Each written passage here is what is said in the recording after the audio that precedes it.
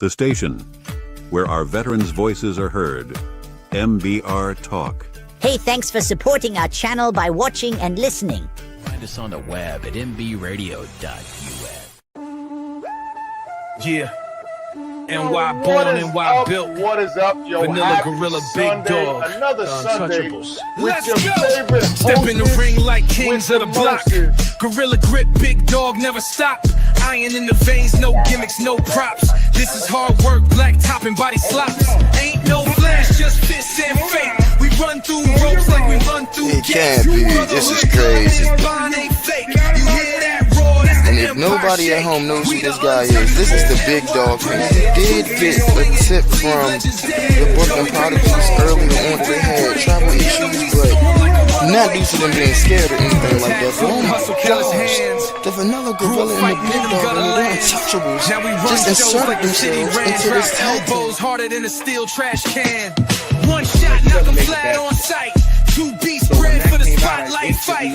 They can talk tough, bark loud all night, but in the ring, we bite and we bite right. We are untouchables, NY bred. Two fists swinging, leave legends dead. Joey bring the rage, Dave bring the brain. Together we storm like a runaway train. Untouchable, New York style. We on tap, we make 'em snap.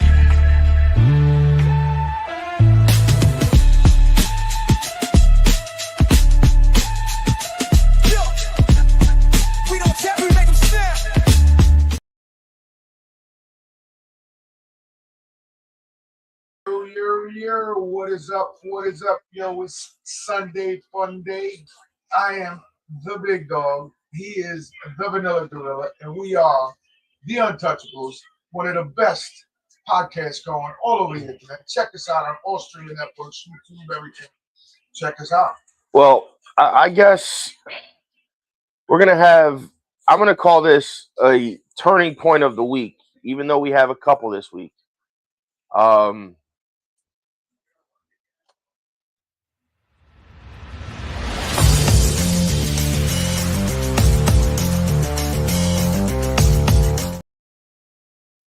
So everybody's been asking us, where did all your hosts go? Where did this go? Where did that go? Well, this turning point, I guess, so to say, is the start of A new generation. not a new era, but a new revisit to times of old, I guess, if you want to call it that. Right. So I guess with that being said, we want to welcome back our former co-host who's now back on the show. We want to welcome the OG back to the show. Your camera's Oh, yeah. Let me fix it. Hold on. do one of these little numbers. Just It's supposed to auto rotate. And it's not. no, that's called a manual rotate. There we go. There's the fella right there. What's up, OG? There we go. It's supposed to do that automatically. Like flip the screen. So, Well, guys, there you have welcome it. back. The OG is What back. up? Same old shit, man. Different day. We are here with our, well, like I said, our return. That was an unexpected return, I will say. At least we didn't expect it this fast. Well, you know, But you if you're can't gonna make a you move, can't have stogies without OG. well, that is very true. What I'm happy to be back. Yes. Things have worked out where I was able to rejoin y'all. And you actually got to see the brand new intro that our I lovely see that. producer had created for us a couple months ago. That's beautiful, man. That was awesome. That is probably one of our favorite intros I think we've had on this show. Very classy. Love it. It fits the whole concept of Oh, the yeah. show. it ties everything back together. Love it. Obviously, I want to work on it and add a few different things here and there, but I've kind of left it the way it was because I didn't really want to mess with it too much. I like But it. I got I to like it. put some clips in the intro that I want in there. So, No, man. That's very, very classy, very professional looking. Nice job. yes, H did a phenomenal and beautiful job as always. That was all his doing. I got a message and he told me, "Hey, I got you an intro, but I don't know if you're gonna like it." And I said, "What do you mean?" He said, "Well, I don't know if you'll like it. I don't want to send it to you." And I'm like, no. Send over the music. What do you have? And I sat here and I was smoking and I listened to it and I was just like, Was it here? Was it the other house? No, I think it was here. No, that entrance was at the other house. No, was it or was it here? I couldn't, The other house. because I have it too, but I have it from earlier than that he sent to me. Yeah, and then it just kind of I listened to it and I was like, yeah, I'm a fan of this. Yeah, I love it. I like this. I was like, you know what? I think this kind of encompasses everything that we're trying to do or we do. And only thing missing is some other clips. Like I said, I'm going to add to it. But for now, that's the way the intro is until. Love it. Nah, don't change it, man. Don't change it. It looks great. I'm not going to change the music. I got to add a couple of clips in here and there for it. Okay. Yes, they are. They are here in our waiting room waiting for us, and we are going to bring them up to that's Texas Cigar Society. They said Cayman has, what's up, fellas? Cayman's coming out with some amazing cigars. I have smoked the lines that they sent us, and I have 2 left, and I'm smoking my last one. they didn't disappoint. They were actually great. So let's on that note, let's bring our guest up. Any questions you got, Dennis? Whether any questions for anybody, whether it's wrestling related, cigar related, everybody ask away. We will answer them regardless. The interview of the week is brought to you by Jersey Mike's, a sub above. What is up? What is up, Scott? How are we, Scott? How are we doing today? Hey guys, good to be with you. We're doing great. Of course, almost every day is a great day here. I see you in the islands this week. How's my audio? Are we okay? Good. Yeah, I can hear you. Yep. Okay. Excellent. You live in the island, Scott? I'm sorry. Is somebody asking me a question? It's a little bit faint. Is your microphone on, Dad? Turn it on. Now ask your question. I bet you he hears you. You live in the islands? Oh yes, I can hear you. There we go. That's better. That's better. No, actually, I at any given time I'm on probably a Delta flight. Hey, there he is. My wife and I live up in Seattle, and oh wow, I've got a home and an office in Tampa, Florida, which is where our United States cigar office and our humidor are. So we ship for the United States. We ship all of our cigars from Tampa throughout the U.S. So I'm back and forth a lot, and I'm down here on the island probably every 5 or 6 weeks or so. That's nice. Very nice. Very cool. It's awesome. It's awesome. Anybody been to Grand Cayman before? No. Nope. No, but it's on the bucket list. As it should be. Should be. Not only because we have great cigars, in my slightly biased opinion, but it's actually a fantastic place to visit. Your cigars are phenomenal. Well, I am going to tell you, they came highly recommended from our buddy Danny Nippers. Oh yeah. He was one that told us to try your smokes, and I was like, well, let me reach out to him and see what we can do. And you guys were nice enough to send us a beautiful sampler pack of each one. And honestly, I had to stop myself from smoking them to make sure I had them for the show, because I really was enjoying them. Excellent. Well, I'm pleased to hear that. They were delicious. So tell us a little bit about.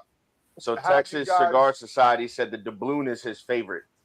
Tell us how you came up with the name Cayman, and what did you do before you got into the cigars? Sure. I'll give you the condensed version. My family's been coming down to Cayman since our first visit in 1978. So that would have made me probably 15 or 16, I think, our first time. We grew up in Southern California. My dad had a very successful biotech company that he started in San Diego after he got laid off, actually, from a sales position. And he started off with a borrowed $10,000 from my grandmother, his mom, and a literal Rolodex of business cards, and went into business the following week. There it is. And the Mariner. Through his hard work over 40 some years, he grew the company into a global biotech firm, which specialized in creating liquid stable controls for diagnostic machines. So if you go to the doctor for a test on something, the doctor will run a test on the test to make sure that it's calibrated to a true zero. So nobody gets a false positive or false negative, that kind of thing. So we manufacture those calibrators that are used in the diagnostic industry to this day. And Mom and Dad fell in love with the island first time we came down there here.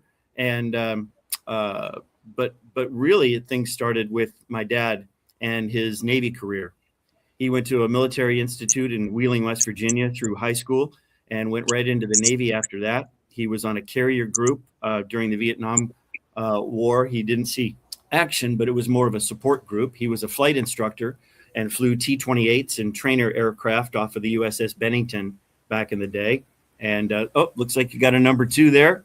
Yep, awesome, my favorite. And so he would fly around the Caribbean all the time. He was based in Bermuda and Pensacola and Guantanamo. So he was quite versant in and around the Caribbean. And his job at the time was flying these massive P5M Marlins, these big flying boats that were sub hunters back in the day. And Dad's squadron was the very first squadron that spotted the Russian submarines off the coast of Cuba in October in 1962, which, as you know, triggered a little kerfuffle that carries on to this day, you might say. It's a slight one. Yeah. So the irony that my dad was almost the cause of the Cuban cigar embargo, and the fact that we're in the cigar industry now, is the irony is not lost. That's crazy. So when we came down here for the first time in '78, and just fell in love with it. Mom and Dad got a place down here where I'm sitting right now, and we've just enjoyed the island for decades. And what really happened with the cigar company and how we come to be here today is from about age 13 to 46, I was an absolute train wreck, alcoholic, and drug addict. And I basically blew everything up. I had every opportunity, everything. And I literally set fire to it. And when I got clean and sober 17 years ago, I needed to be hospitalized. And then I went into an inpatient treatment facility, and then I started a 12-step program. And when I came down here to the island for the first time sober, I got involved with the local Alcoholics Anonymous, Narcotics Anonymous community down here, which is small, but really, really active. And I befriended a fellow who ran what they still call a halfway house. We'd call it a transitional house. It's a residence. It's a home for Caymanians who were getting out of inpatient treatment and starting the recovery process. So I got to know them a little bit, went to a lot of meetings out there and got to know the people. And I went back to my parents and said, hey, these guys are doing a lot of good work and they have almost no money. Can we help? And Mom and Dad said, absolutely. So we started slowly supporting that organization, which is called the Bridge Foundation. And they're still in business today. They've got 8 men at the campus right now. And Mom and Dad got more involved. I got more involved, and we were realizing that these Caymanians would come in and they would stay at the house for 6 months, and they'd get clean and sober. They'd go to meetings. They'd get a sponsor. They'd start doing all the things they need to do to get back into society, and then they would move back home. Unfortunately, where a lot of the problems were, and before you know it, they're back in jail. They're back into whatever, and everything blows, and they come back to the house to try it all again. And my dad, being an out-of-the-box thinker and growing up on a farm back in Indiana when he was small, my dad kind of came up with the idea of the fact that there needed to be another step in the process down here, because surprisingly, Cayman has a lot of resources, a lot of money, but surprisingly, there's few resources for people trying to get back on track in addiction recovery. So we realized that there needed to be another step. So Dad and I came up with the plan to create Beacon Farms, which is a nonprofit farm here on the island, which is staffed entirely by Caymanians who have graduated from the halfway house and now live and or work at the farm. That's we're awesome. We're growing a lot of staple crops like breadfruit, jackfruit, callaloo, spinach, eggplant, that sort of thing, to improve food security on the island. But we're also experimenting with tobacco. And we thought, my dad was thinking, we live practically under Cuba, so why wouldn't it grow well here? We didn't know, so we got some seeds and we planted it, and it started growing really well. So now we're still experimenting with tobacco here on the island at the farm. It's not good enough to be incorporated in our cigars, but our goal is to have, whenever it's as good as it can be, our goal is to have the world's first premium cigar made with Caymanian grown tobacco, and to put Grand Cayman on the map as the next microclimate or tobacco growing area in, 100 years. And especially if you have the farm itself, you would be the main supplier of it as well. Exactly. Which also not only adds to your cigar sale business, but also your reputation as well, because now you'll have the only tobacco on that island. 100%. So now, we don't know if we'll get to a Puro or whether a binder grows better than wrapper or filler grows better than whatever. We don't know that yet. So we're experimenting. But how the cigar thing happened, is sort of tie a bow on everything, is we were planning experimental tobacco, and we went to the government and we said, hey, we'd like to grow tobacco and sell the leaf to other people to make cigars. We don't want to be in the cigar business. We just want to grow leaf and become a supplier. And we need a tobacco license. And so we applied, and then Dad did some research, and we realized that there's a lot more profit, to be honest, in the finished cigar than there is in the leaf. So we said, we're going to roll cigars at the farm, and we'll just sell them here on the island. And again, apply to the government for a tobacco license, and the government said, no, we're a nonprofit. And we said, yeah. And they said, you can't have one. And Dad doesn't take the word no very well. So he thought about that for about 16 seconds and said, fine, we're going to create Cayman Cigar Company. It's going to be privately owned by Dad and I, but our mission is to donate 100% of our profits to charity here on the island. So not 5%, not 10. It was designed to make good cigars, sell good cigars, pay the bills. Everything left over goes to charity here on the island. And we are incorporating that same model in our operations in the United States. So as soon as we're profitable, and we're not there yet, that same mission, and the company in the U.S. was designed to adopt that business model. As soon as all the bills are paid, everything else goes to charity. And given Dad's a military experience and some of the support that we've given veterans organizations in the United States, like Homes for Heroes, we've worked with the Gary Sinise Foundation. Awesome. We were able to fund for the first time at the community college where my dad got his first accounting degree before he went into business. We were able to fund a veterans resource center staffed by trauma-based counselors who would ease returning warriors back into the school and education world to help navigate some bumps that may be there during that process. So we were happy we were able to do that at the community college level down in our hometown of San Diego. So that's kind of how the company was formed and the ethos behind it. So when you were saying your dad had found the the Cuban Missile Texas Cigar Society said, "Oh, so that's the reason I can't buy Cubans." And then Danny said, "Next time you're in Tampa, let him know he's just an hour up the road. Would love to visit."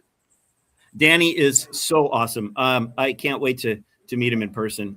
He's been a tireless supporter of Cayman Cigars and our mission He's from the always get-go. told us that you guys had great stuff, and Danny is like us. We kind of have the same taste and palate in cigars, and if he tells us something's good, we, for the most part, will go out of our way to try to find it. And then that's when I had messaged you guys, and I'm like, let's just see if they'll come on the show. I'm like, what's the worst that could happen? Somebody says no. Exactly.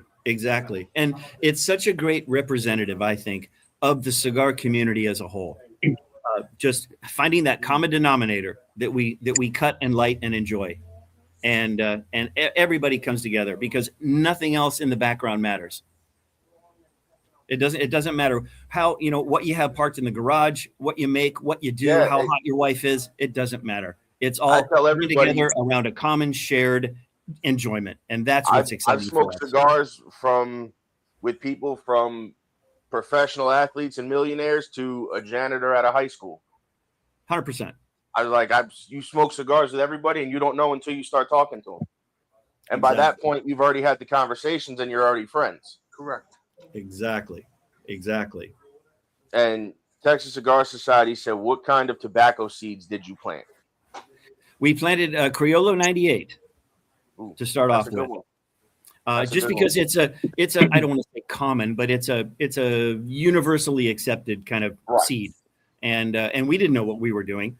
And one other point to remember is that Grand Cayman here on the island, there's 3 islands. Grand Cayman is the largest. Then there's Little Cayman and Cayman Brac, 2 significantly smaller islands and more underdeveloped than Grand Cayman. And so it's never been a farming island. It's never been an agricultural island. Nobody grows anything here in quantity. They all depend on the ships to come in. And so when we got the idea for the farm, we knew that we wanted to grow experimental crops, but we wanted to grow the best experimental crops that we could. So our story, by the way, is detailed in a 1-hour documentary. It's called Beacon Farms, the movie. And it's available on YouTube. Because Danny said, watch the farm video. It's amazing. It's a few years ago, before COVID, an amateur filmmaker named Candy Wicker. She lives on the island here with her husband. She came to us and said, hey, do you mind if I spend a day at the farm and kind of film what happens? What do you do here? And we said, sure, come on over.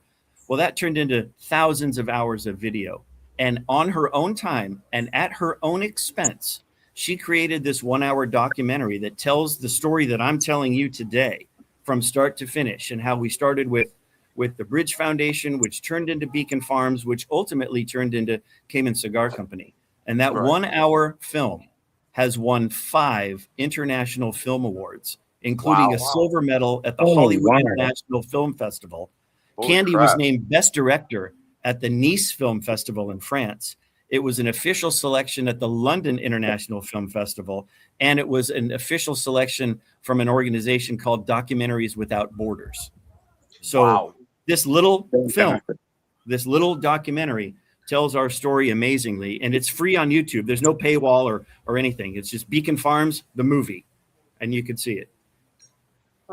Wow.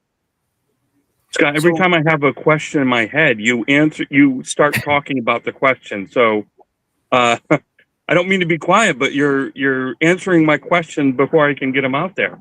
Don't mind OG. He's new here. This is his first time. If he was new, I think it would be New G, but I see an OG there. So it's old. It stands for old guy, not original gangster. So tell me about the Sovereign 2. How is it? I'm not a big Connecticut guy, but that is a very well done Connecticut. Very well done. Thank you. That was the first one that we made. When we were first starting out, Dad is a big believer, and part of our company success and Dad's success is the attitude that if you don't know what you're doing, find the best people you can in the industry and listen to them. Sounds like a pretty simple deal, But we were lucky enough to, through a mutual acquaintance, meet with a fellow named Fritz Bossert, who was head of a company called Lancaster Leaf in Lancaster, Pennsylvania, which is a subsidiary of the massive company Universal Leaf, which supplies tobacco leaf to, everybody around the world. Right. Massive company. And Fritz, we reached out to Fritz. He says, you know what? I love what you're doing. This is a great story. I want to meet you guys. Come on over. So we visited him. We sat in his office and told him what we wanted to do, told him what we didn't have. And he says, you know what? Let me help you. He goes, I've got a blend that I just asked my my rollers to blend. It's only for me because I really love it. And here's a few samples. Why don't you call this your first one? And that became the Sovereign No. 2. Wow. Wow. Which is what I'm smoking right now. Listen, you know what? That Sovereign No. 2 was amazing. I mean, I smoked it. Again, I smoke everything. I'm partially more towards the Maduro side, the fuller bodies, but when I find a nice Connecticut that's actually enjoyable and it has, bite to it and flavors, then, I don't mind smoking it. And that Connecticut was great. And then you have the Mariner, which is what I'm smoking. Right. Hold on. I have the other. Actually, I have all the bands in front of me. Where was it? Then you have the Monarch and then the Doubloon. How did you come up with those names? Well, when we started the company, Grand Cayman and the Cayman Islands are considered a BOAT, a British Overseas Territory. Okay. And even though Grand Cayman here, we have our own government, we have our own currency, we have our own everything. It's an independent entity. But if anything were to go sideways, the UK cavalry would be coming. So it's not a dependent of the UK, but a partner, if you will. And so we wanted to come up with some cigar names that reflected the UK heritage and the history of Grand Cayman. And over the years, since Columbus discovered Grand Cayman in 1503, it's been going back and forth between governments through the spice trade. There really were pirates of the Caribbean because they were down here quite a bit, and through the pirate trade and the sailing trade and the spice routes and all of that. It's been from under British rule, under Spanish rule, back and forth. So we wanted to do something to commemorate the longstanding connection with the UK. So Sovereign became our first cigar. The Monarch became our second. And then the Doubloon is kind of a nod to the bad old pirate days. I was gonna say that's more of like the pirate, like the pirates, doubloons, and like the treasure chests and stuff like that. Exactly right. Exactly right. Now, kind of tell us about the blend for the Mariner. The blend is, and I'm not. I'll say this for the record. I am not a as well versed in the sciences of cigar blending, but the Mariner, we wanted something different. We had the No. 2, which was a nice base, universally accepted Connecticut, nice and creamy. Kind of, when we get people visiting our cigar store, it's like, hey, I want to bring my uncle back a cigar. I'm not sure what he likes, but it's Cayman. It's kind of cool. And so the No. 2 is our go-to cigar, for lack of a better word. Smoking the Cutlass Limited this afternoon. Yeah, that's another cool thing that we did with our friend Daniel Lance in Nicaragua. I'll tell you about that in a second. Oh, that's a Domain. Yeah. I interviewed him actually. Oh, awesome. Yeah, he's a very knowledgeable guy. Super guy. And just amazing. Knows what he's talking about, like you guys. Knows his stuff and knows kind of like you. He said he set up his team around him that he knew would put him where he needed to be. Correct. Exactly. The Mariner is it just sort of happened, and the story behind that is we have 3 Cuban trained rollers here in Cayman, over in Bodentown, which is about the center of the island. I'm on the west side of the island, so Bodentown is about a 40-minute drive from where I am, and we started with Barbara, and then found Maria, and now Maria's husband Jorge are all rolling for us here in Cayman, all from Cuba. All three of them have had no other job except in the tobacco industry. Maria and Jorge met at a tobacco factory. Barbara's sole earliest memory is being in the tobacco fields with her mom and dad. And so they come from generations of cigar rollers. And Maria one day said, I've been playing around with some different blends, and there's one I really like, and I'd like to roll some for you. And she did. And we passed it around to our smoking panel here down in Cayman. And also I took some back to the US, and everybody loved it. And so we called it the Mariner to honor Cayman's seafaring history, because Cayman was a shipbuilder here for a long time. We built a lot of schooners using Cayman mahogany for the bones of the ship, and then they would move over to Jamaica to get finished. But a lot of Caymanian schooners and turtle boats were manufactured here. So we came up with Mariner to honor Cayman's centuries of seafaring history, and Maria is credited with coming up with this blend. Oh, very cool. Interesting. I would think this is I would assume this is a Habano wrapper. I would think. It is a Corojo Marron wrapper. Okay. Did not know that. I would have went Habano. I wouldn't have went Corojo. That's interesting. I mean, listen, this cigar is another great one. I mean, the whole line is for a smaller company like yourself who was in just the islands and now is over in the US. They're delicious cigars. The burn is there. I haven't had any tight draws on the ones that I've had. They've been pretty effortless. They smoke really well. I noticed you have them in 3 different sizes as well. Yes. We just rolled Robustos down here in Cayman for the longest time, just because we were getting our feet wet, so to speak.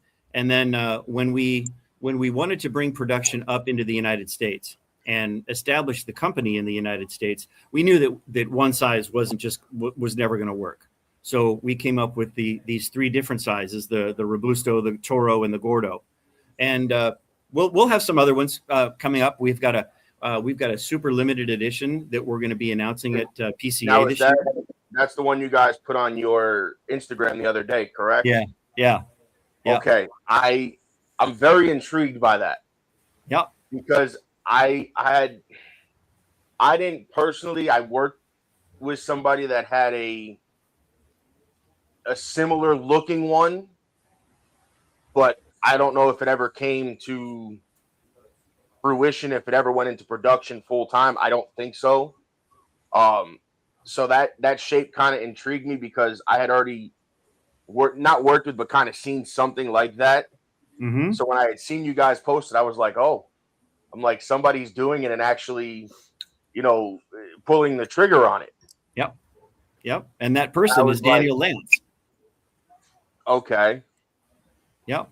We looked into through our operations manager, Anthony Cantelmo. He's our operations guy, and then his colleague Rob. That is very true. Rob Villalobos.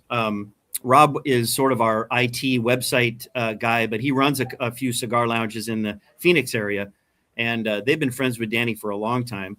And they went to Daniel and said, hey, we're linked up with this company. They're going to be doing some great things. They're really interested in some real out of the box thinking, and they don't want to do anything like everyone else does. So, why don't we get together and talk? And so Daniel came on board. We had a lot of Zoom calls with Dad and I and Daniel. We got to know him over the course of time. And, he's just such a straight up stand up guy. We realized almost immediately that it could be the start of a beautiful friendship, to quote Casablanca. And that's exactly what's happened. And so Daniel, when we went to Daniel and said, we want to do something fun, we want to do something different, we want to be out of the box, we want to just, let's have some fun. And Daniel's like, I'm on it. And he came up with back and forth discussions. We came up with this cigar that's going to be previewed at PCA. There's only 200 boxes of 10 available in the United States, and it's called the Tortuga. And we named it Tortuga to celebrate Cayman's centuries of turtling. When the ships were coming around, going from one place to another, Cayman had two things back in the 15, 16, 17, 1800s. It had a freshwater lens, so ships could pull up and get fresh water, and they had literally hundreds and hundreds of thousands of turtles. And turtle meat became the staple. You could load live turtles onto your ship, keep them on their backs until you needed them, and then they were butchered on the ship, and then the meat was either jerked or salted or dried or consumed there. So the turtle industry for Cayman was massive, and the turtle ships that were built here became a huge industry here. And Columbus in 1503 wrote in his diary that you could almost walk from his ship to the shore of Grand Cayman on the backs of turtles and not get wet. There were so many turtles in the water. So now the industry, unfortunately, due to overfishing and everything else, that industry is no longer here on the island. But we do have what we call the turtle farm here, which is basically a sustainable turtle organization here that breeds and releases live turtles here in Cayman to try to build up the population. So the Tortuga was named to honor that tradition of Caymanian industry. That's awesome. Very cool. I like that. I'm looking forward to trying it. So listen, on that note, we are going to take a quick commercial break, give everybody a chance to grab another cup of coffee, go to the bathroom, and then come back and sit down and listen to your favorite podcast. Listen to us talk to Scott all about his cigars and his branding, because I saw something that I noticed and have a question on when we come back. So I'm going to hold that one for when we come back. Excellent. But on that note, guys, let's take a quick commercial break, and we'll see you in about 5 minutes.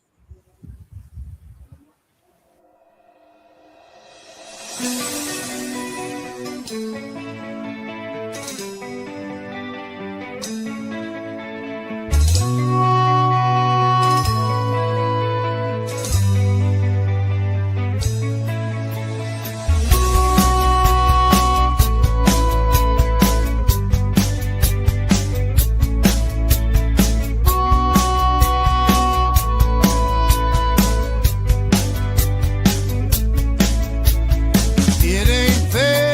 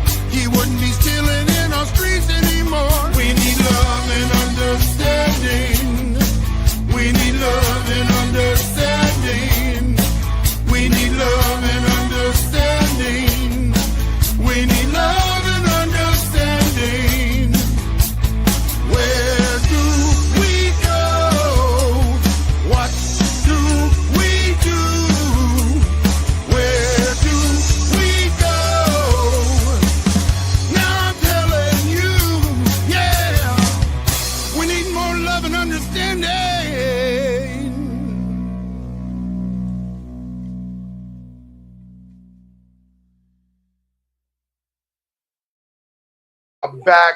We are back. It is us, Turnbuckles and Stogies Pod. I am the We're big here. dog. He is the vanilla gorilla. We have the OG is back, and we are here with Cayman CEO, Mr. Sean. How are you, buddy? And I will say before we start again, guys, stay tuned because towards the end of the show, we have a coming soon announcement that a lot of people have been asking us for. I clued OG in yesterday. He's very excited for this one. So Big news. Big news. Let's just leave it with that. We will. The video is being worked on commercial breaks, but it's something we're very excited about. OG returning is something else we're very excited about. The three of us have kind of talked about this over the years, but we decided to pull the trigger obviously before OG returned. But that's not to say you might not see something from the three of us after that. So now let's go back to Scott and Cayman Cigars. Now I noticed, because I was scrolling through the Instagrams, and I noticed that you have a different band here for the US, it looks like, and then a different band for the Cayman side of things. Correct. What made you do that instead of keeping it kind of in unison? Is that so that the Cayman has the exclusivity to their brand and their version of the cigars, and then the US has their own as well? That's exactly right. That is exactly what we did. The legacy cigars that we make here in Cayman, the ones we first started with our original banding, it was a little bit simpler back then. This is 4 years ago. So we wanted to keep it simple and give Cayman rolled cigars their own identity, because at the time our plan was to roll cigars here in Cayman and then import them into the United States for sale. But Cayman, as you might know, is one of the most expensive places in the world to live. It's one of the most expensive places in the world to do business. It's just expensive. I mean, I've always, when I hear Cayman Islands, I always think of the rich people and their offshore Cayman bank accounts. That's what I always think. Yeah. Because that's over the years, obviously, whether it's movies or real life stuff, like that's always what you hear is they move all of their business to the Cayman because it's untouchable or whatever they call it. Well, it's a tax haven. So there are no taxes here at all. There's no sales tax. Then I'm moving to Cayman Islands. See you guys later. Nothing. The government makes a fair bit of money on things like yacht registrations and a lot. It's a financial hub. There's no getting around it. We have over 500 banks here, and they have privacy laws here. Not secrecy, nothing illegal, but they just choose to keep banking relationships private, and a lot of people find that attractive. So it did have a reputation, back in the day as, kind of a sunny place for shady accounting, if you will, but it's evolved a lot. It's just, it has a high cost of living, a high standard of living, and that's just the way it is. So by the time we get the cigars rolled in Cayman, and we pay our rollers far above minimum wage, plus pension, plus benefits, we want to take care of our people from the get-go. So including people that work at the farm, they earn a great wage, plus salary, plus insurance, benefits, all of that. And we wanted to provide a livelihood, not just a job.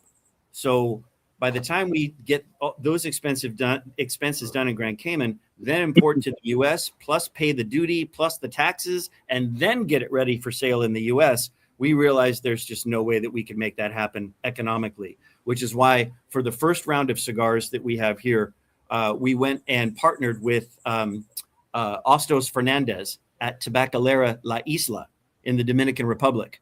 And we sent him, that's our gift box for sale in the Cayman Islands with our original logo and original cigar bands with a lighter and a cutter. I like that. I like that gift box, and I like the idea that you did the lighter and the cutter with it. Because even if, and I know you guys, this, but, I think what a lot of people lose sight of is just a lighter or a cutter. You know, whether somebody's smoking your cigar or not when they use it, it's still promoting your business. Exactly. Because exactly. oh, where did you Cayman cigars? Where is that? Oh, you can get it on this website, or you can get this in the Cayman Islands, but you know, they may ship to you or they may have to have it sent here, however it works. I'm like, but that's that aspect of, yeah, well, this you can get there, but they have a US version of it. Right. It's not the same banding and logoing and everything else.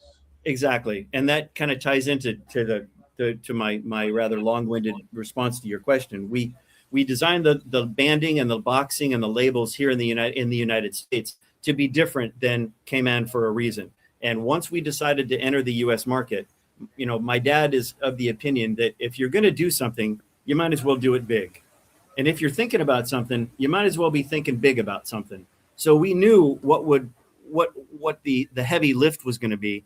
And we knew that we wanted to keep our cigars in the United States uniquely Cayman, but distinctly different than the cigars, the packaging and the presentation that we have down here on the island.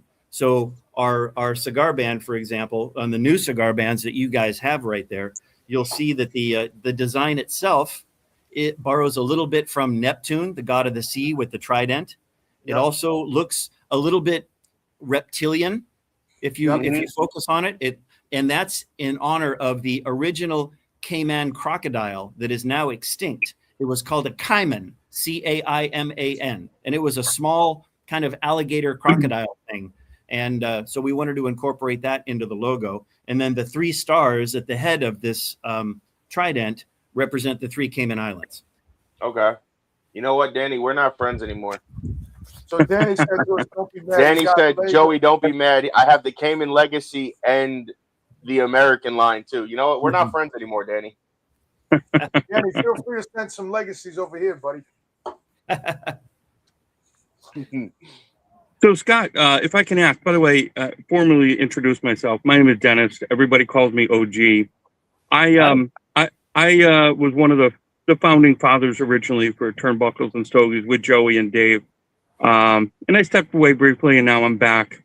But I do have a question for you. Let me precurse that. First of all, I commend you and your companies for all the charitable work that you do, not only for the Caymans, but for the folks, you know, back in the United States in the military. And props to your pops for his service. Thank you very much. I tip my hat off to him and thank him very much for his service and sacrifice. Where do you see not only the company going in the next 5-10 years, but what about you as a person? Like, what are your goals or your aspirations over the next maybe 5 or 10 years? Oh, wow. My goal is to gratefully and humbly accept the mantle of the company. You know, Dad founded it. He's still with us. He's 90 in Southern California. He and my mom are down in Southern California. They don't travel much. Does he smoke cigars too? Say again? Does he smoke cigars too? Oddly enough, no, never cared for them. But one thing that he does know how to do is build businesses and build companies very successfully. And I'm very proud to say that he has been an inspiration and a mentor about not only how to create and grow a company, but how to treat your employees and your customers. Because every one of our employees, when we sold our company, did very well by design. And we believe in a true entrepreneurial attitude. And I got that from Dad. He started, I don't know how many companies, almost all successful. He's had some flame outs and one spectacular failure. But you know what? He's like, okay, I learned, won't do that again. Onward and upward. That's his attitude. And he instilled that in me. Like, okay, it may work, it may not. What's the worst that can happen? So we entered the company and created the company with the design to grow it over the next 5, 10, 15, 20 years, as long as I'm alive. And it boils down to that basic business plan, which you could sketch on with a purple crayon on a cocktail napkin. Make good cigars, sell good cigars, donate all profits to charity, which to an accountant is a horrific business plan. But, you know, again, I've got resources because of my dad that it doesn't need to be a revenue generator for me personally. Right. I can grow the company into what our vision, Dad's vision was, which by design is to donate as much money as possible to charities. And so for the next 5 or 10 years, I want to grow the company, add incredibly talented people to it, and collectively grow, because again, the more cigars we sell, the more money we make, the more people we can help. And it's not, by the way, Dennis, to your point, not exclusively charitable focus on veterans groups. That's a big thing because of Dad's experience. But our other primary focus in charitable giving is inclusive education for kids. And that means that's an experience where kids with autism, Down syndrome, other developmental issues, they learn in preschool alongside typically developing kids. So no child is ever labeled or presented as different or other than.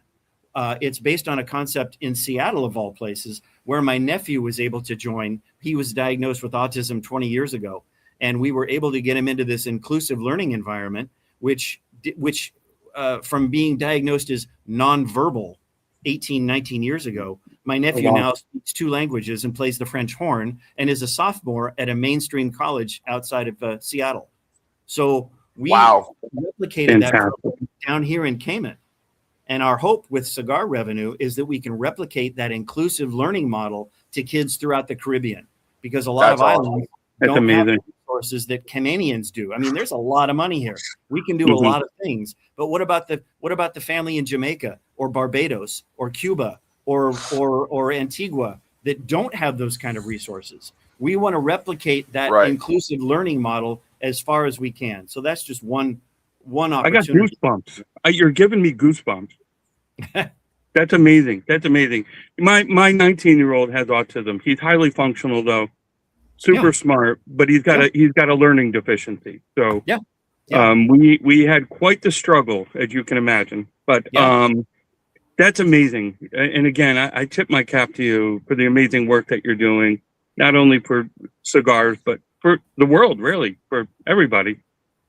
Again, excellent. Thank you. And again, the bigger we can grow the company, let me back up. The more appropriately we can scale up the company, then the more people we can help, which is what it all boils down to. You know, and one of the programs in my 12-step program basically says, you know, if you leave the world a better place when you leave it than when you came into it, you've done a good job as a human. I just want to amplify that because of the resources that I've been given. So now let me ask you, that's awesome. Where can everybody purchase your cigars in New York, New Jersey, Pennsylvania? You know. Yes, sir. That's a great question. Relatively recently, and I'm talking the last 6 months or so, when we got the cigars from the Dominican Republic, and they're in our humidor in Tampa right now, we realized that we didn't want to be an internet-only company. We wanted to have an incredible relationship with brick and mortar retailers, because they are the entrepreneurial brick and mortar small business American dream kind of thing that Dad was raised on and that I inherited. And so we wanted to make a point of supporting retailers across the country in whatever capacity we can. And given our resources and our way of thinking, we want to do things that nobody else does. I don't know what they are yet, but we want to be different than everyone else. And we have the resources to think outside the box and basically go to a retailer and say, how can we help you sell more cigars? Because everybody wins. You get, you do your thing, we do our thing, and everybody's happy. So we were able to hire 2 absolutely fantastic sales guys, a fellow named Jared Bioka, who is north of LA on the West Coast. He's taking the West Coast of the United States. We found and hired him about 6 months ago. Awesome dude. And then a colleague of his from his previous position, a fellow named Sean Hardiman.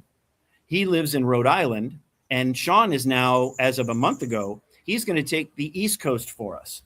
And we're hoping to find a broker that could literally take the middle of the country, when we can be there, especially Texas and Oklahoma and the areas down south. So for now, Sean's got the East Coast, and he's literally, as we speak, traveling around, meeting with people, talking to his contacts. Jared's doing the same thing on the West Coast where he was born and raised. So sooner than later, we're hoping to develop as many as 200, 250 retailers by the end of the year. And again, more and more as we scale up appropriately. We're never going to. Danny said where we're going to jeopardize the retailer or be out of stock on something. Right. We're going to grow, but we're going to do it appropriately. We don't want to be the biggest in the world. We just want to be the best. And if it takes time to do that, so be it. So Danny said, okay, Scott, after hearing all that, I would like to apply for a position and send you my resume. I want to be a part of what you're doing. It's amazing. And then after that, he said, I've been a salesman my entire life. Awesome. Well, again, a company is only as good as its people. And Dad learned that from the get-go. After the way he was treated at his old company, he's like, you know what? I don't want to go back to that. I'm going to do something on my own, and I'm going to develop a company the way a company I think should be run. And he's done that in multiple companies. And we've had great employees. When we sold our company in 2015, we had a handful of people, I think 5 or 6 people, that's the only job they've ever had. And they were with us for 30 plus years. Wow. And what, they retired? It's amazing. Some retired. And another thing that Dad would never tell you, but he did obviously very well with the company. He didn't take a salary forever because he wanted to grow the company. He poured every available dollar into the company. He only took expenses as needed. But when he sold the company, out of the I think 200 plus employees we had in Southern California, we had a big lunch, and all the employees were there. Dad, Mom, me, my sisters, we all thanked everybody. And every single employee out of Mom and Dad's personal funds got $1,000 for every year they worked for us. Wow. That's amazing. Wow. That was the person who celebrated 32 years with us, down to the guy who started the week before. That's amazing. Wow. That's how you take care of people.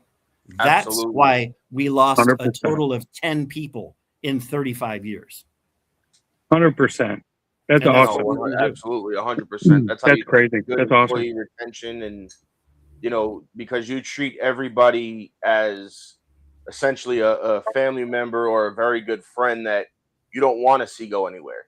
Exactly. You do what you can to keep those people in those positions. Absolutely. You do what a smart person will do. Will move mountains to keep good people. Right. Amazing. Absolutely. And sometimes it works out, sometimes not. I get it. It's the real world, but we're lucky that we've been able to attract and keep top quality people, whether it's biotech and now cigars. And that's just it's an awesome thing that I have the privilege, Dennis, to finish your answer. I have the privilege and the honor and the gratitude to be the next generation of this company that my dad had the vision to found in order to help more people. Just on that little key that you just shared with everybody, that little nugget, if all the companies in this world just gave that acknowledgement to their employees, you would have employees that stick around for 20, 30 years instead of, quote unquote, chasing the money or chasing the next better job. If these companies globally would just take care of their employees in a little way, make them feel appreciated in a little way, you'd have that longevity. You'd have that 20, 30, 40 years in the company. You just don't see nowadays. Yeah, you don't see that. It's not a hard concept. Right. It's not. And you take care of your people. Everything else is details. Everything else falls into place. The money will happen. The growth will happen. But you can't do that without good people. Right. And Danny makes a good point. First, you take care of your people, and then people will take care of the business. Oh, 100%. And that, that kind of goes to exactly what you guys were saying. He said that was the mission statement of the company I was at for over 20 years. Huh. Yeah. Was take care of your people, and the people will take care of business. And if you're bringing that from not only from your other side of business, but into the cigar industry, then you as a company will have a very long, stint in the industry because of the fact that you have that business mindset already. So let me ask you this question, Scott. So Yes, sir. are you the only one in your family that smokes cigars? Yes. Yep. And I didn't really about the only cigars that I ever smoked is when I was golfing, and usually at that time I say it was golfing, but it was basically drinking while dragging my golf clubs around. I mean, isn't that usually what it's supposed to be? Well, not in my case. Yeah, let's just say that there's certain golf courses in Southern California that would be really happy if I never showed up there again. Yeah, but then when you spend the money, they're like, "Hey, welcome back. We hope to see you again. Come back. Exactly. We'd like to have you. Stay at the bar. Here, now, being that you brought up golf courses, have you decided to put cigars in golf courses yet?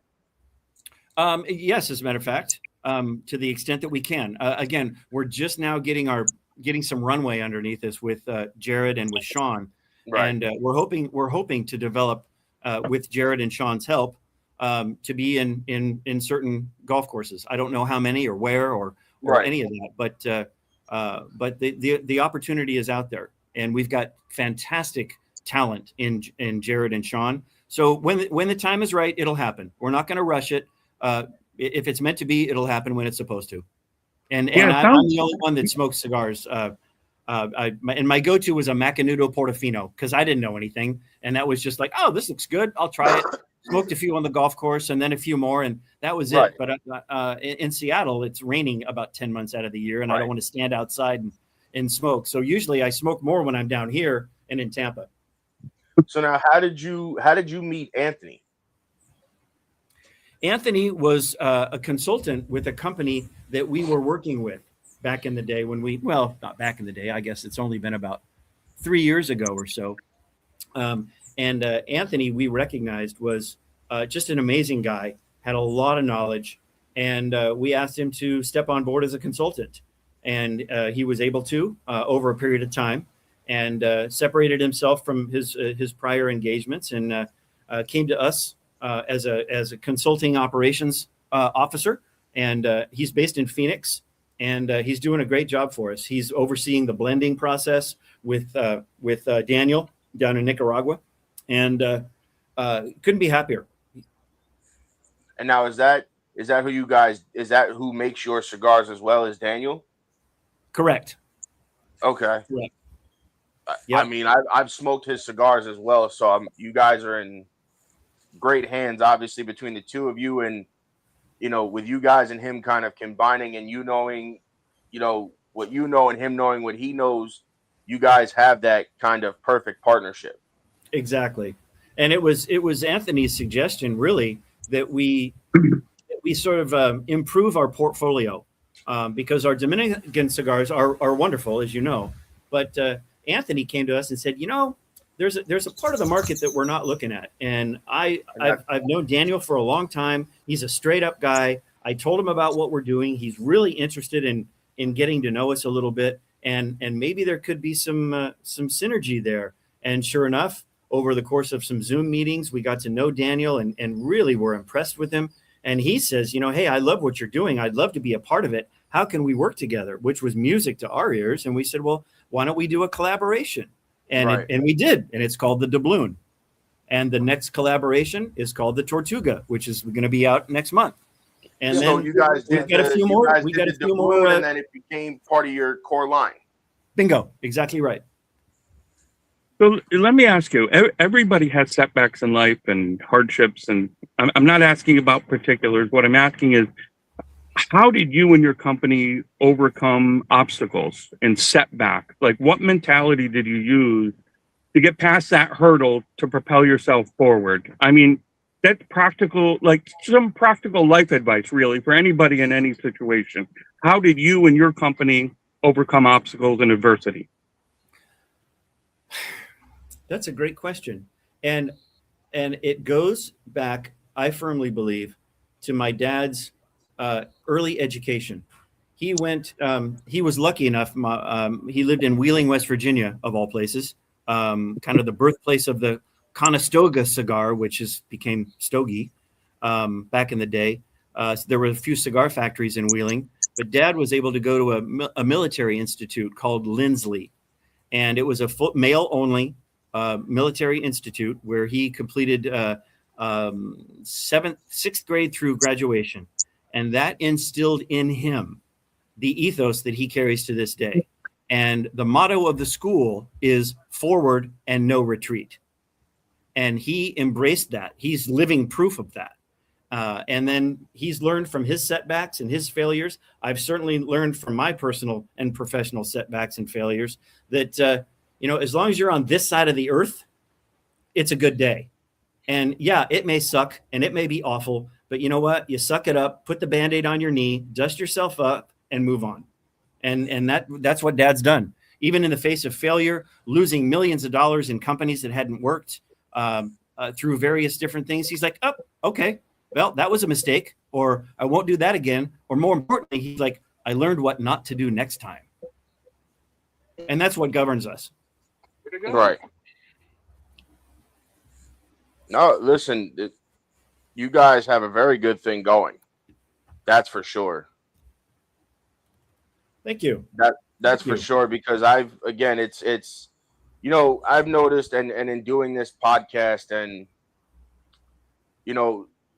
dealing with primarily the boutique world, which is what we specialize in, because we have a lot of friends like you guys and Ish from BAMF and Grouchy Monkey and Broncano Cigars and the name of people, the list of people goes on and on that we've kind of essentially become boutique cigar guys over doing the podcast over these years. Now we've had, bigger names on like United and some guys from Drew Estate and I forget. We've had quite a few. We've had Matt Booth, Jonas from Blackbird. Like we've had a lot of people in here and on here, and we've come to realize, and we love our big brands, our higher end boutiques like, Blackbird and people who are starting to make their name become bigger brands. But to find guys like you guys who are doing these kind of cigars and making these relationships so fast of just getting established in the US, you don't see that very often. And to be putting out good cigars here and good cigars down in the Caymans, that you have two different essentially blends of these cigars. Am I correct? There's the Cayman blend is one, and then you have a US blend that's different. Actually, not quite. And here's the difference. When we partnered up with Ostos at Tabacalera La Isla in the Dominican Republic, we sent Ostos our Cayman rolled cigars. Okay. And we told them what the tobacco blends were, everything, and we said basically, can you do this in the Dominican Republic? So he smoked through our entire Kamanian line and came back and said, oh yeah, I can do this. And he did. He rolled some samples of each of our cigars. We sent them back. Anthony, Rob, and our tasting panel, and both in the United States and in Cayman, including the rollers that made the Cayman cigars, smoked them and said, "Oh yeah, this is almost identical." Okay. So they are the same blends. They're just rolled in different places. I apologize. I lost audio for a second there. I'm back now. That's what I was wondering when I had seen that, because I even noticed the names are a little different for the cigars as well. Correct. Now, is that because of obviously, you guys being in the Caymans with those blends, are those more like homegrown names, I guess you would say? No, the Cayman blends are the same names as the U.S. blends. The number 2, the Monarch, the Mariner, and of course the doubloon is from Nicaragua. Right. We may, if Daniel's amenable to it, we may get a sample of the tobacco used in the doubloon, and we might roll some down here in Cayman, just for fun. Right. No, that's actually pretty cool. I like that, and I like the fact that you were able to do such a wide scale, as I call it, company, because you were able to have like you said, the Cayman Island side of things, and then now you have the U.S. market as well. Exactly. And that's a big thing, because to be able to do it in two different places like that, at such a rapid rate So is amazing. And how long have you guys actually been around as a company? we formed the company here in Cayman in 2019. Okay. And then we lost a year with COVID, like everything. The entire island was shut down. Right. So we're we had some making up to do. But yes, we're expanding at a rapid rate. But we've also remained flexible with our third target. We've got Grand Cayman, we've got the United States, and our next market that we're looking at is the UK. To take advantage of the fact that Cayman is a British overseas territory. And we're making some preliminary exploration into the London market and the UK market, and that's going to take a year or two or maybe more. And I know I've heard over there getting into those markets is very tough because of all of the licensing and everything you have to get for it. It's manageable. We can do it. The biggest issue there is that everything in London is predominantly Cuban, right? And non-Cubans have a little bit more of a challenge to get established. But again, we don't want to be everywhere in London. We just want to be at those retailers that are in alignment with our mission and our charitable attitude and like our cigars. So that won't be everywhere, and it may take a while. And even if it were in one or two places, that's okay. Because you made it into that market. Exactly.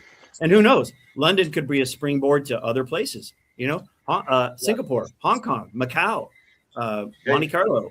If you guys find somebody out there to do your distributing, the next thing, for over there of the big event, like the PCA is the Intertobac.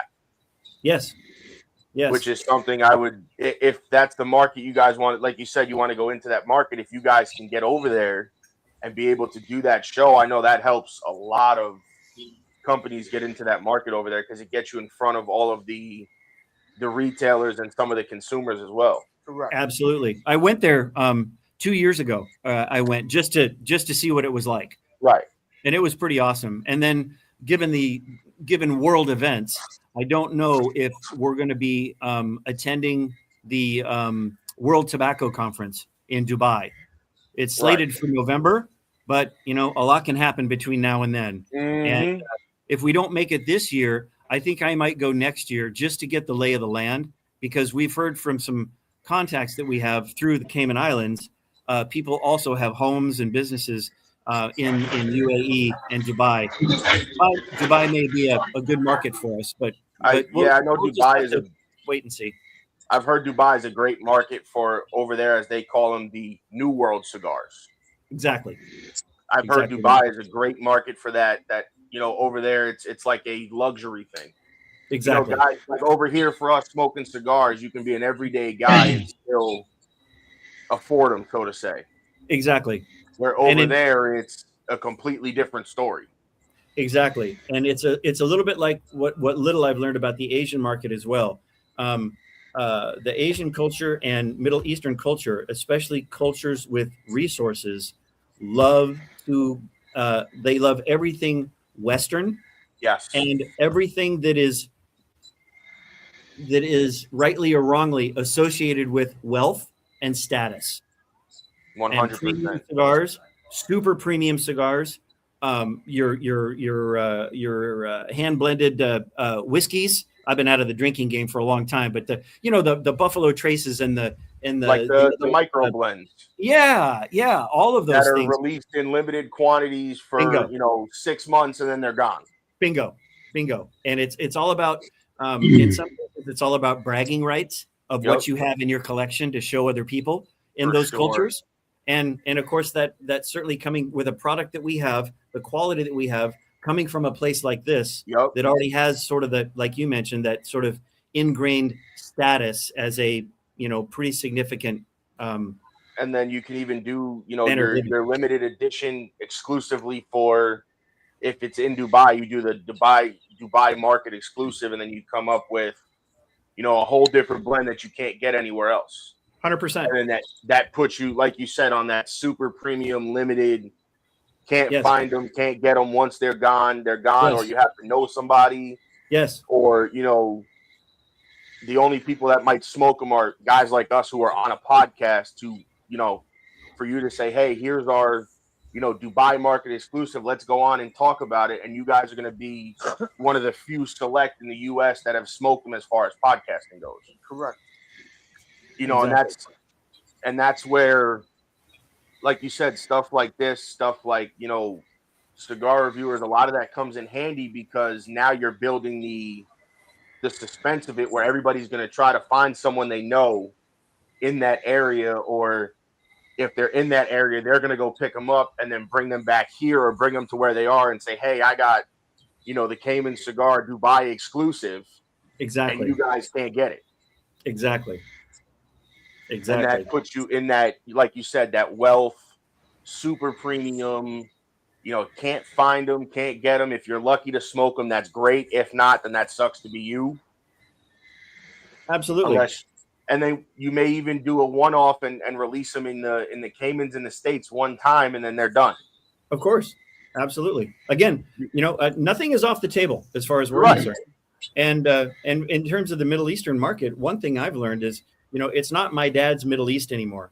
The new generation of royal families within UAE, Saudi Arabia, other places, you know, these rulers now are in their 30s and 40s. Mm-hmm. They were educated in the United States, and so it's just not the same culture that it was in my dad's day, in terms of, you know, opportunities for women, opportunities for business, opportunities for entrepreneurship. And so this younger generation of Western educated royals they've had a taste, if you will, of Western wealth and status, and a lot of time they do try to bring that to those countries. 100%. Try to change some of the stigma of what it used to be. Exactly.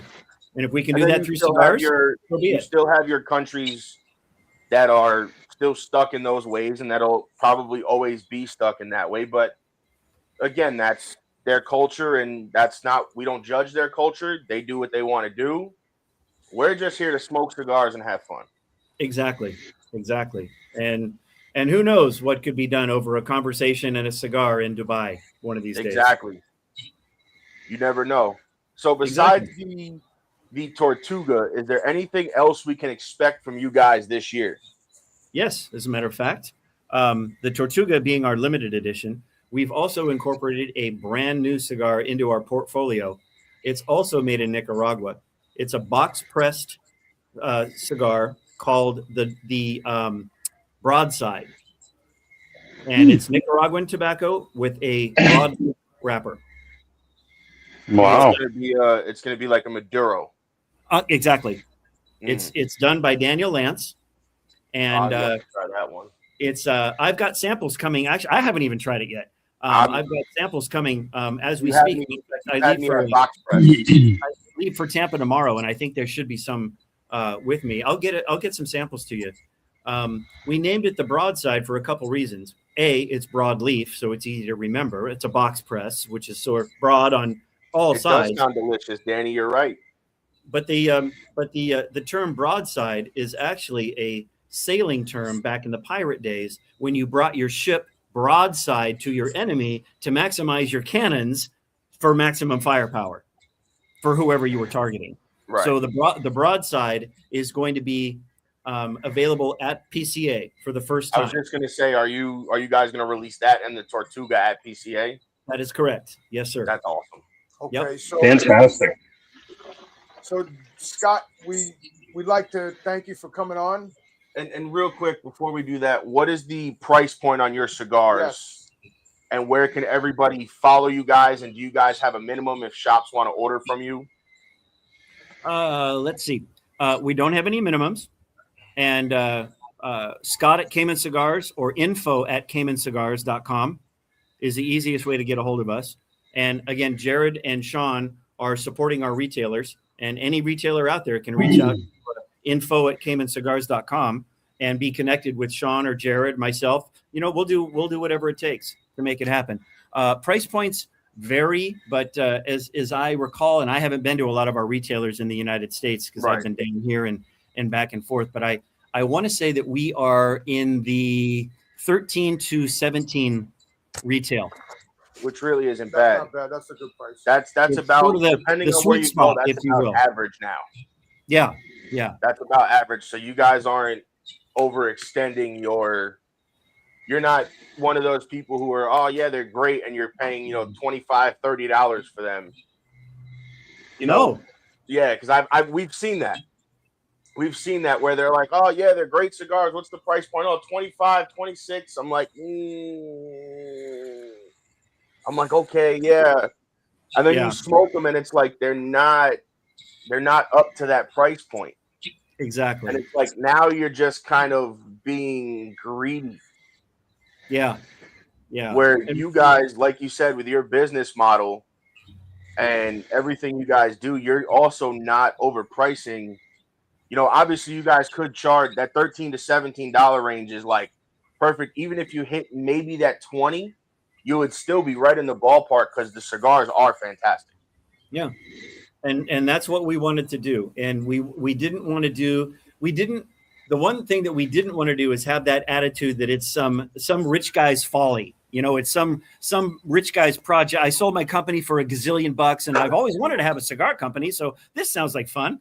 We didn't want to do that. We engineered and created the company specifically for a purpose, to get more cigars in more people's mouths so we can help more people. And we wanted a price point that reflected that. We didn't want to price ourselves literally out of the market, especially since we're a brand new company. No one's ever heard of us. Nobody associates Cayman Islands with cigars. Well, until now. But so we wanted to make our pricing attractive so we could support more retailers, which is what it boils down to. It's all about the brick and mortar guys that are working their guts out every day to get good cigars into good people's hands. Scott, we appreciate you taking the time from your family to come out and hang out with us. And we appreciate come back again. And we'd love to have you back on, when you release your new stuff and, talk about that and promote those and, maybe even get Daniel on with you and set it up to where even if we have to record the interview and we can kind of talk about, between both of you, how that happened and, what made you decide on these blends. Of course. Love to. Absolutely. And I'm going to be bold here, and I'm going to say at some point in time, it wouldn't be beyond reason that Turnbuckles and Stogies comes down to the Caymans and hangs out with you there and get to experience everything that is your cigar company in the Cayman Islands. Absolutely. We're easy to get to. You can get flights from literally anywhere. It's clean. It's safe. It's beautiful. It's we can go take a tour of the farm, stop at the cigar store. We get to get the Cayman Island exclusive versions and get a gift box. We'll get to buy a gift box later. Well, I'm all about market research. So you jump on that, you get on a plane and get down here, and we'll take care of you. I promise you that. Perfect. All right, Scott. Perfect. We'll make it happen. Gentlemen, thank you. I cannot thank you enough for your time today. It was such an honor and a privilege to speak with you all today. Thank you so much. Keep in touch. Thank you again. Absolutely. Thank you. Have a good day. All right. You as well. Take care. Bye. Wow, guys, that was a great interview. What a great guy. And what a great guy. When they sent us the cigars, we were both kind of like, whoa, because they didn't just send, when they sent the cigars out, they didn't send one cigar. They sent each of us 3 of each of their blends. Wow. So they sent us 3 doubloons, 3 sovereigns, 3 mariners, and 3 of the monarchs. Dude, and I had to stop myself from smoking them. I'm done. Well, hey, it's good business. It's good business to do that. Like if you're promoting your product, it's hard to promote something you don't know anything about. No, it truly is. And when I had heard of them through Danny, I was like, oh yeah, let me hit him up. Let's see.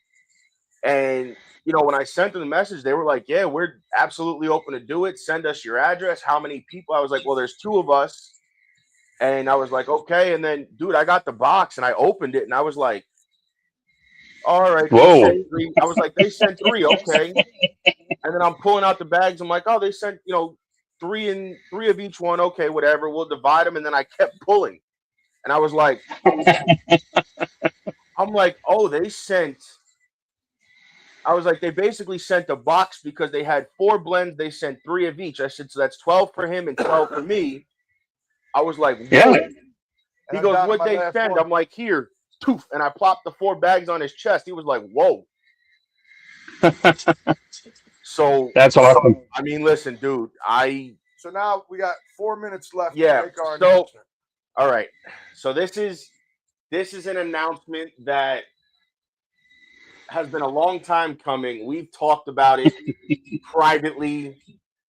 Even when OG was a part of the show, even after he was a part of the show, before he came back, the 3 of us have had these conversations of not even so much doing it with the podcast, just doing it, the 3 of us together.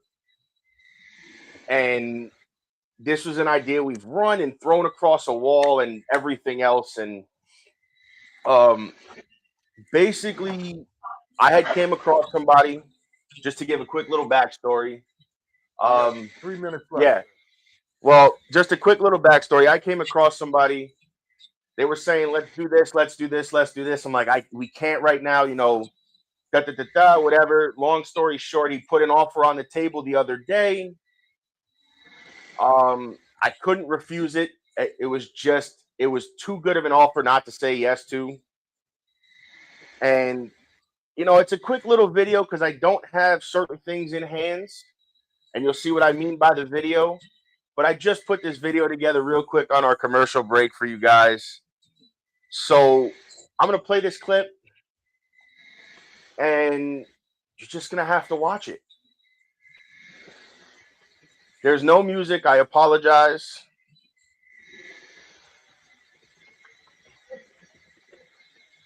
As you guys can see, there's some logos.